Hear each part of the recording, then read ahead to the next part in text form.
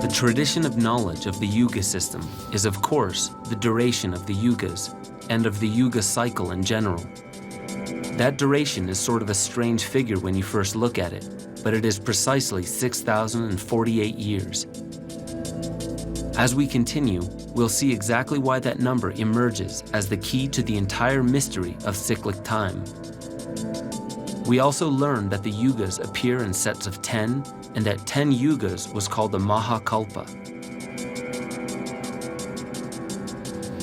Thus, we have a single cycle that is a little over 6,000 years, which occurs in sets of 10,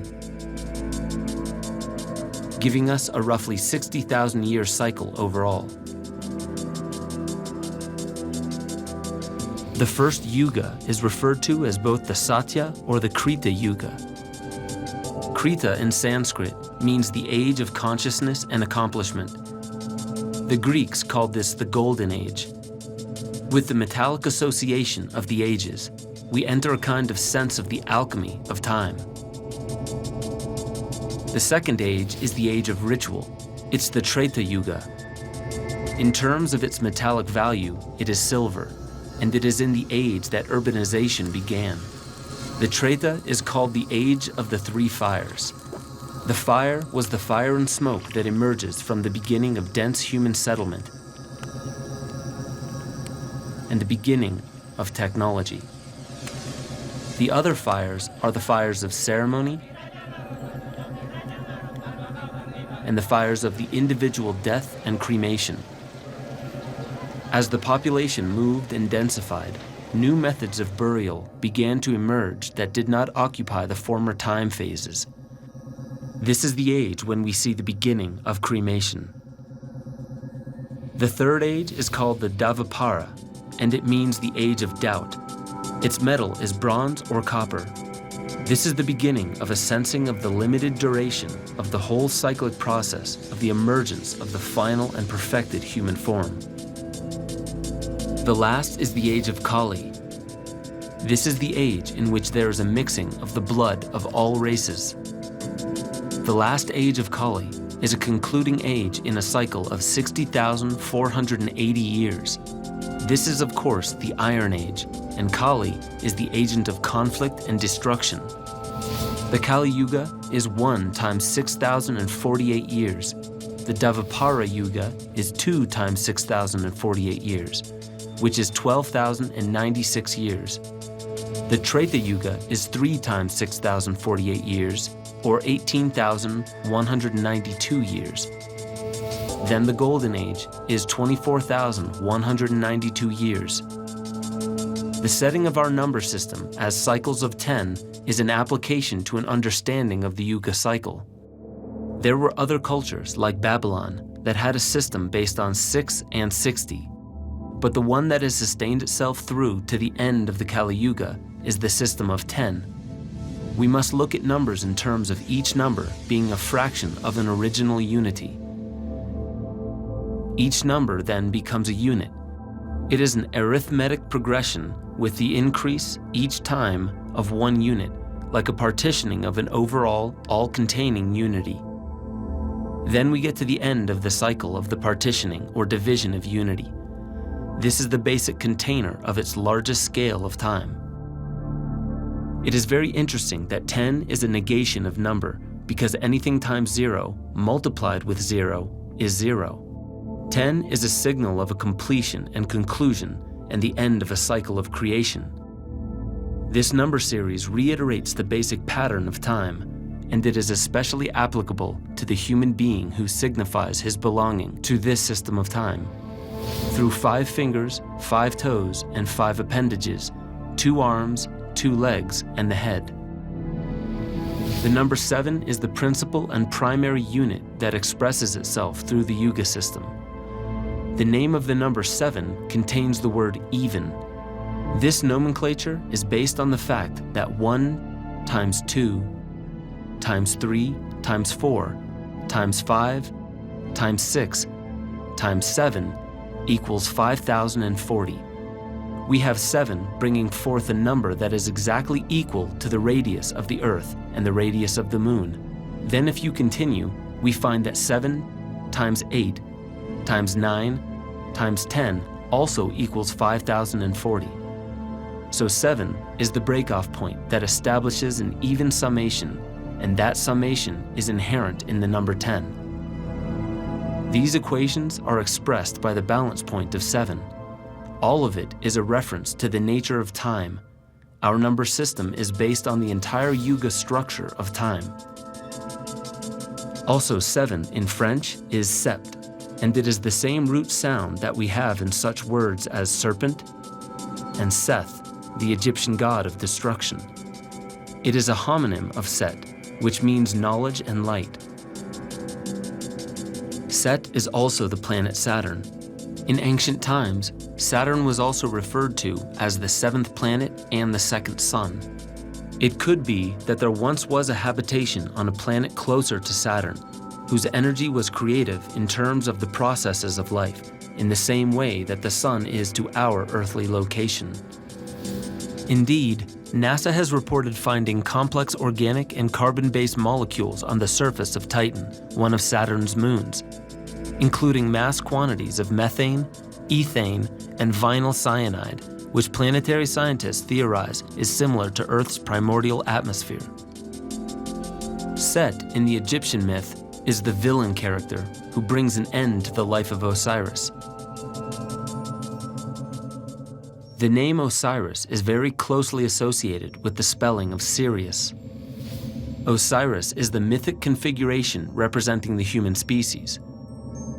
He is the one that at a certain point develops urbanization and agriculture. The entire development of Osiris is an analog to the development that man has made on Earth. In the Golden Age, he left the earth as a Garden of Eden, just like what is reiterated in variation in the Old Testament. Later, he set himself into a life of constant labor through agriculture. This is all reiterated in the myth of Osiris. Set, related to 7, is both the mother and destroyer of the proportions of the earth and moon, which are of critical importance to generating the vibration which allows substance to become conscious. Another important point mentioned was the relationship between the timing of the birth of Buddha and the birth of Christ, and that the Puranas specifically say that Buddha is the avatar of the Kali Yuga. Information from several of the Puranic texts tell us that the teachings of Buddha contain the formula for the transformation of consciousness into a sense of individuality. It's a teaching of rising above the ego to the true individual self. This teaching, in its deformed state, became a sense of self-realization and self-righteousness, not on the spiritual, but on the material sense, and led to the whole idea of realization through accumulation of wealth and power. That teaching, in its lower form, became the theory of capitalism, the role of the individual and his consuming, acquiring, and acquisitive processes, which were a huge enhancement to commerce and allowed the whole of the Kali Yuga to be dominated by the commercial caste. This is not in any way a derogatory view of Buddhism. Buddhism is an ingenious creation that hastened and assured the direction or termination of this phase of our development in terms of the prescribed directives of time.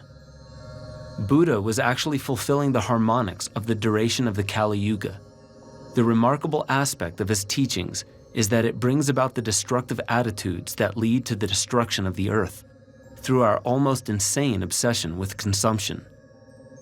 He also gave a formula which would allow people who are aware of and sensitive to the nature of time to be able to confront this direction. That is the detachment, the argument that this material world is only an illusion. This fortified the ability to confront and face the disillusion with courage and a kind of dignity. Those are several major points that continue to draw upon and reinforce the symbolism and the possible accuracy of this very ancient prophetic system. Let's examine the idea of how the human organism is embedded in the cyclic processes and pulsations of time within the entire vast cycles of time called the yugas and the precession of the equinox. Our breathing and our heartbeat are time intervals that are resonant within the pulsation and patterns of the Earth. For example, the human breath, a normal full inhalation and exhalation, if it's not cramped or reduced or repressed by nervous tension, requires 4 seconds of time. 60 of these breaths, or pranas as they're called in India, is equal to the time necessary for the Earth to rotate 1 degree. Another interesting statistic is that in a complete sidereal day, a human being should breathe 21,600 breaths. A harmonic of this number, 2,160, is of course the duration of years in one sign of the zodiac and is the measurement of the diameter of the moon in miles. In ancient times, the fathom is a length of both arms extended. Using Egyptian measures, we find that a sphere with a circumference measuring 21,600,000 arm spans, or fathoms, is a close approximation of the equator of the Earth.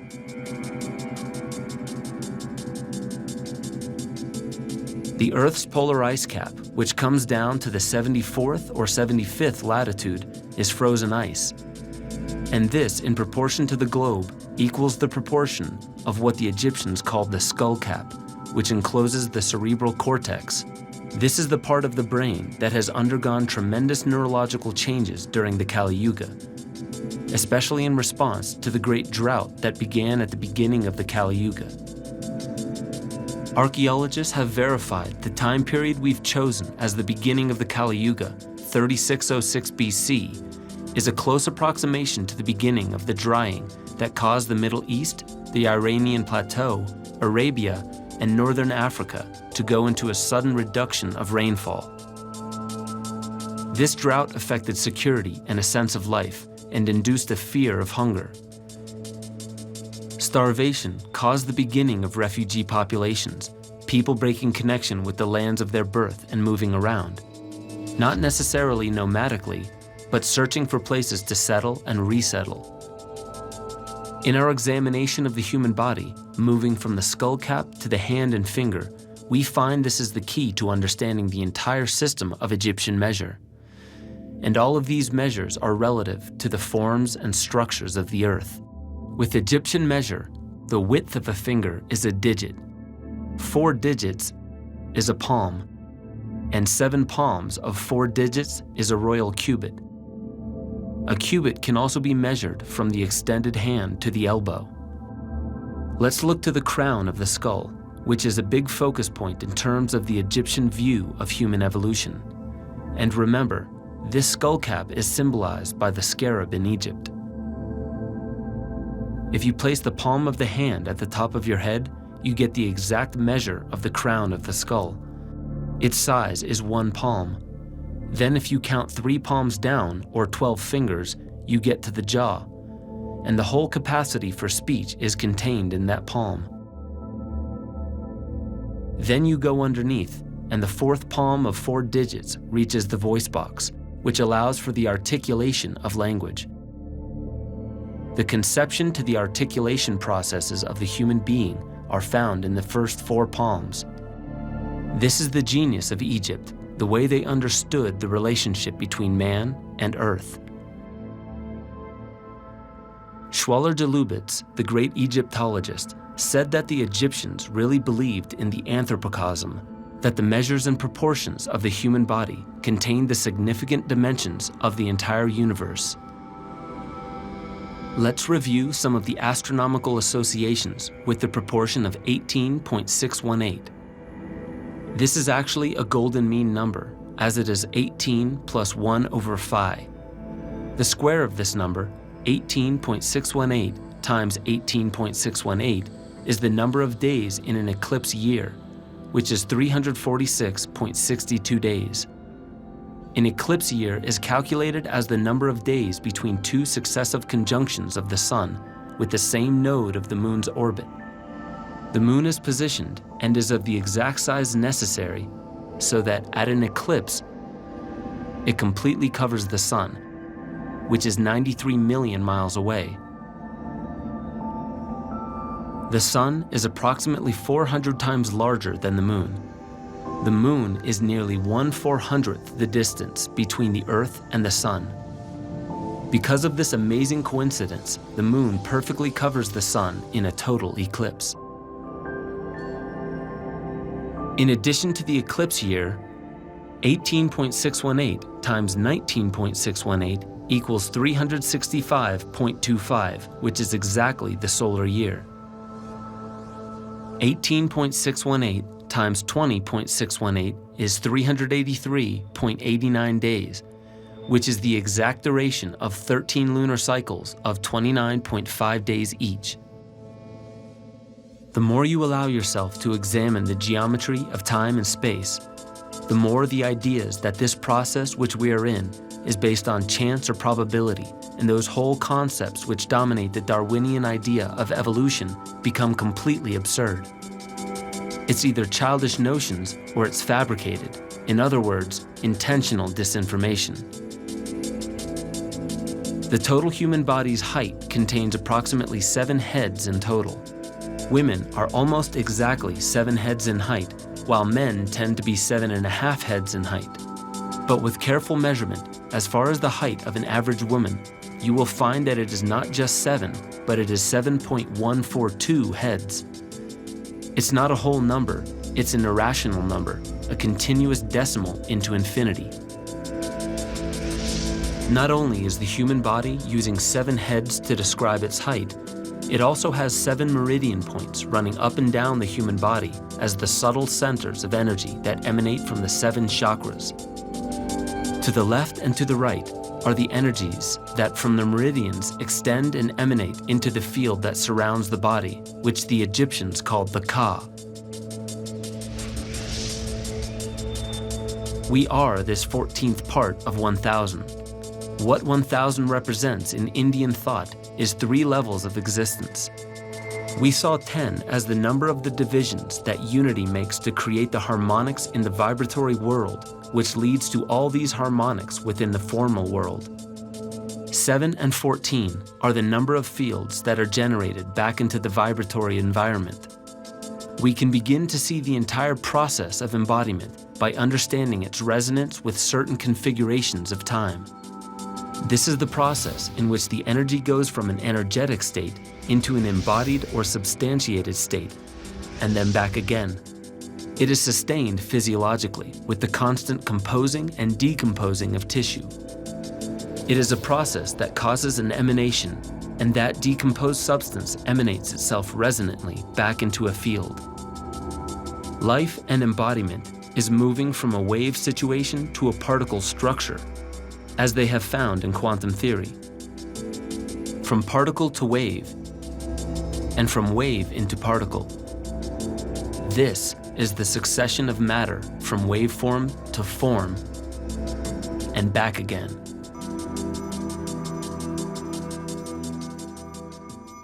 The texts that are supposedly the most authentic concerning the life of Buddha are found in Tibet and India, particularly the texts found in Sri Lanka. They say that Buddha lived for 78 years, born in 621 BC and died in 543 BC. That's a duration of 78 years. His realization is said to have occurred, as the same with Christ, when he was 33 years old. That occurs in the midpoint of his life. That means that the midpoint of his life and his spiritual realization is exactly at 582 BC, the very center of the Kali Yuga. Buddha was born in the age of Aries, which is the first sign of the zodiac. In approximately 150 BC, we changed from the sign of Aries to the sign of Pisces. Thus, we have 432 years separating the birth of Buddha from the beginning of the age of Pisces. And, as we have seen, 432 is one of the major multiples of the precession. The Puranas prophesied that amongst the barbarians of the West, an avatar who is simply an extension of Buddha would arise. Many people have interpreted that the second phase of the avatar of Buddha is Christ. Let's take a look at the key dates concerning Christ. It appears that the birth of Christ was either 3 or 4 AD. This means that he was born in the age of Pisces. there is much medieval symbolism which associates Christ as the dominant figure of the Piscean age. It's very interesting that Buddha is the dominant figure coming from the age of Aries, and Christ is the dominant figure of the Piscean age. Christ was said to have his realization through a sacrificial ritual 33 years after year 4, which would make it 37 AD. The sacrificial ritual was the resurrection of Christ. This begins a series of numbers based on the intervals of 37. This is again 3 and 7, the key numbers in the merger of the precession with the Yuga system. All of the dates then in this Yuga can start with 37. 37 is a very interesting number because it is what we call the number of the triplicity.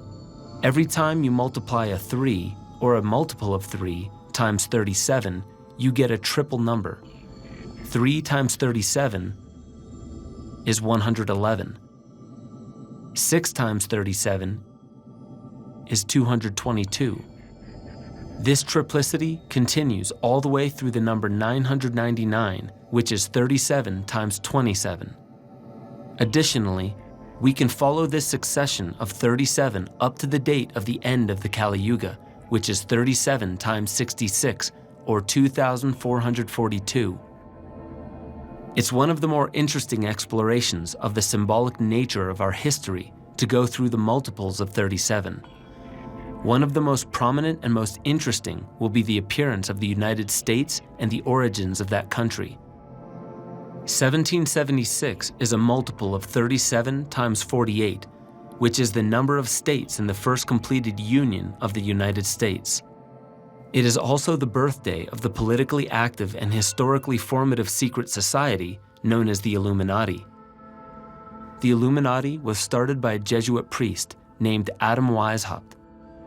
There is ample evidence that he was a main influence on Benjamin Franklin and the founders of the United States, even to the degree that the Washington Monument is exactly 555 feet high, which is 15 times 37. The entire street design of Washington is based on an angle of 72 degrees, which is descriptive of a pentagon. We will get to the pentagon and its importance in the Yuga and in the story of mankind in later episodes. All these numbers are multiples of 37. The year 1665, which is the Great Plague of London, is 37 times 45. The year 1998, which is 37 times 54, is when the sun returned to direct alignment with the center of the galaxy. All of these are Yuga dates set by the resurrection of the body of Christ. Christ, his death and resurrection, is the symbol for the Kali Yuga's potential for the death and resurrection of the entire body of the human species. In this way, we can see that the Buddha taught us to meditate and accept the coming destruction of ourselves, both as a body and as a species, while the teachings of Christ were to show us that a resurrection of the body and of the species is absolutely possible. Both Buddha and Jesus Christ, avatars of the Kali Yuga, gave our species knowledge and tools that will help us endure the destructive tendencies of our age.